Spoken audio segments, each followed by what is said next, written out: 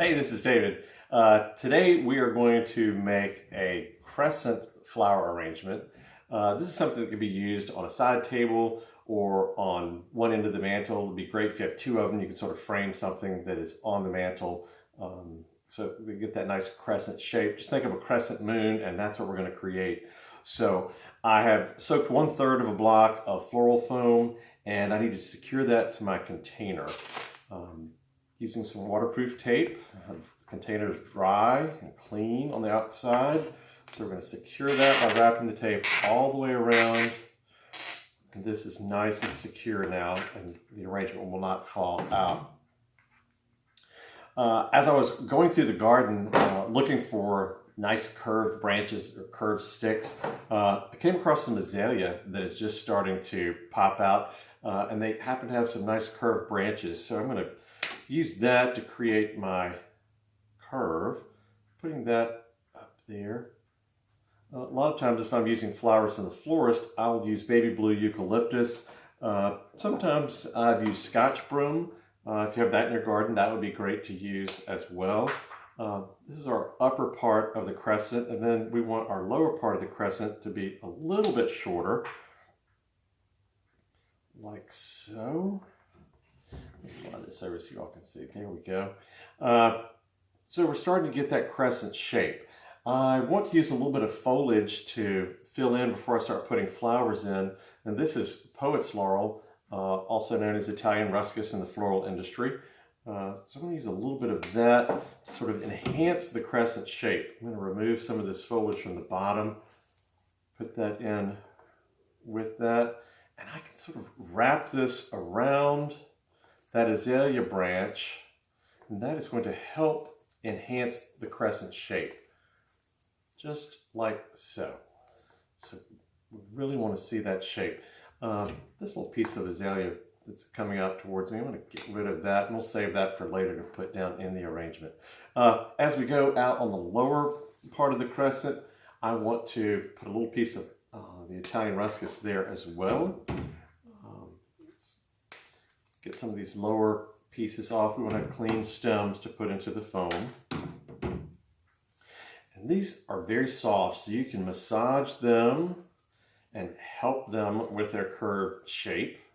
Don't start in the middle and just bend them because they could snap. So gently massage the branches to help them get a slight curve. Then we're going to insert that just below the azalea, like so. Now that has that nice crescent shape as well. All right, let's fill in with some other foliage, some things I've found in the garden. This is green giant arborvitae, a nice evergreen. It has a nice fern type look. Don't have any ferns in the garden right now, so I'm going to use a little bit of arborvitae to do that. And we're just going to fill in and keep that crescent shape. With this design, the key is to look at this point and the point down below and imagine that line that goes through there. Stay within that line and don't color outside the line, because if you do, then you're going to lose that crescent shape. So we want to make sure that all of our foliage and flowers stays within the crescent. We're going to get all greened up. Then we're going to add flowers from the garden as well. With the pandemic at the moment, we're all having to use what we have at home, and your design may be a little bit different from mine, but use what you have, be creative, and just be flexible. That's the whole key with all of this. We're all learning to use what we have and being creative.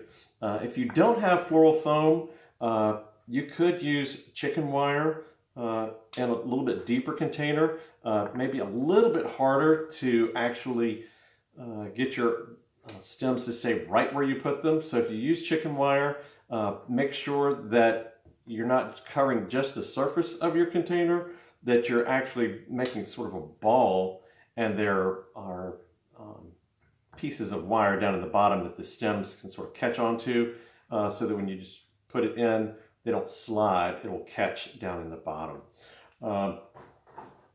You can see what we're doing here. This is taking on a nice green shape there in the center, filling in just a few more pieces of foliage, and then we're going to start adding some flowers.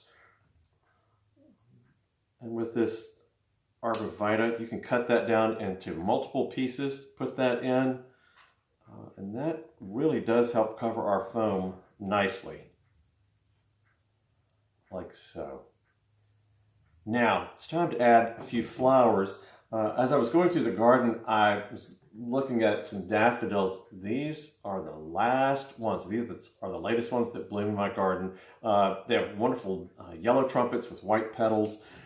Sometimes daffodils don't like to be put into floral foam, but since I wanted a bright flower for a focal point, I chose the daffodil, and we're going to have to assist it because these stems are hollow, soft, and fleshy, and if you try to put that into the foam, the stem may break or bend.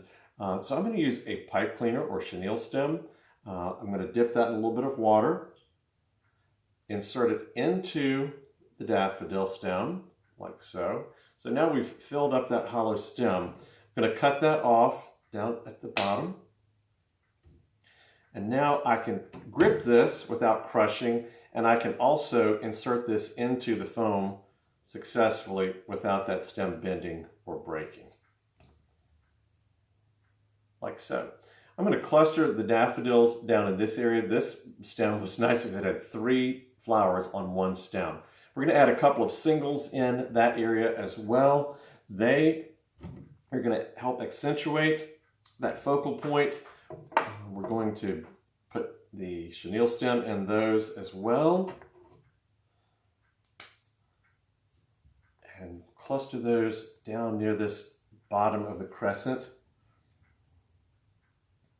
Put this pipe cleaner in, and we're good to go. All right. Now, they're all clustered now down near that lower part of the crescent. That's going to draw your eye in because they're the only yellow flowers that I'm using in the design.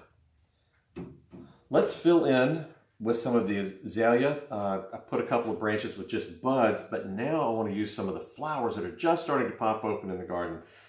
Put those in. They're going to start to fill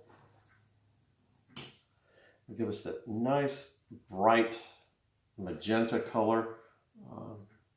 They are wonderful in the garden this time of year. Use whatever azaleas you have.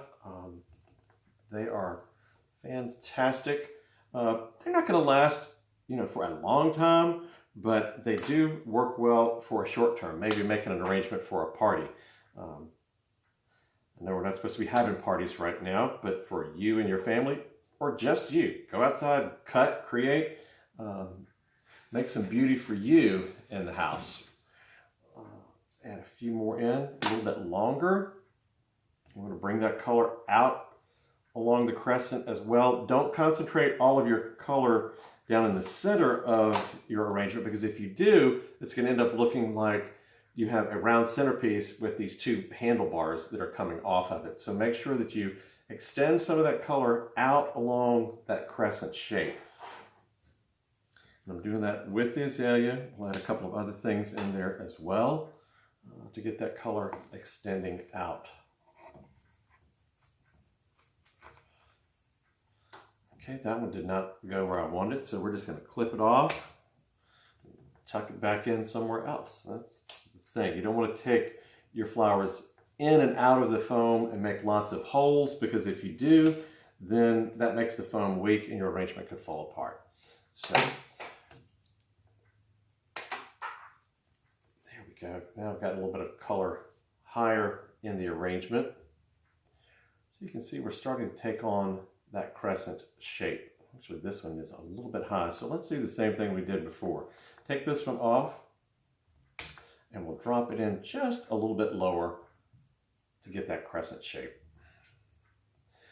Now, we're going to add some Lenten rose, also known as hellebore.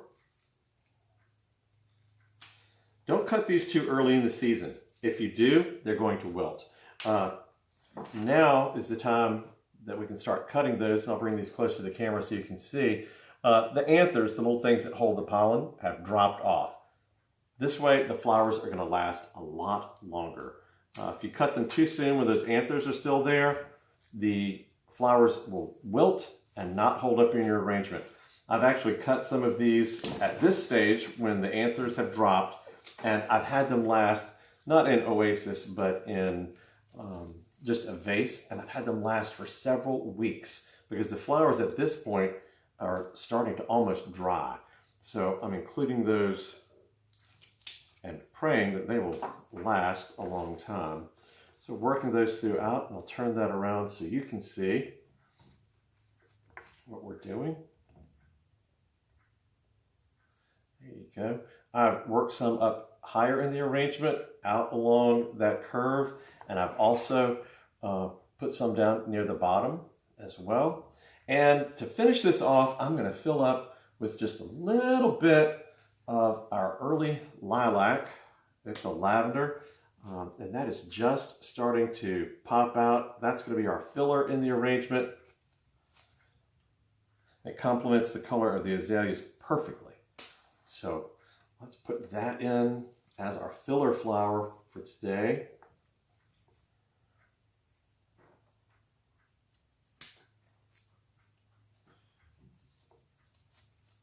And this is going to help achieve that crescent shape. Now, I like the lilac flowers that are not completely open yet, because those little buds create a different texture from the open flowers. So don't be afraid to use all stages of those in the arrangement. Don't forget to put some flowers toward the back so that your eye travels into the arrangement as well. And for time purposes, I'm not going to finish off the back of this arrangement today. I'm just going to do the front.